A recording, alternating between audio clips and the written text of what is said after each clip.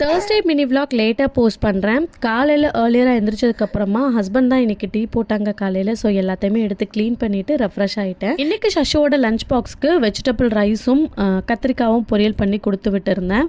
முன்னாடி நாளே நைட்டு கம்மங்கூழ் காய்ச்சி வச்சுட்டு தான் போய் படுத்தேன். காலையில் மோரெல்லாம் மிக்ஸ் பண்ணி சூப்பராக இன்றைக்கி நல்லா சில்லுன்னு பிரேக்ஃபாஸ்ட்டு சாப்பிட்டாச்சு. அடிக்கிற வெயிலுக்கு இந்த மாதிரி தான் இப்போல்லாம் பிரேக்ஃபாஸ்ட்டு சாப்பிட்ற மாதிரி இருக்குது. வெள்ளரிக்காய் மாங்காய்லாம் போட்டு சூப்பராக சாப்பிட்டாச்சு.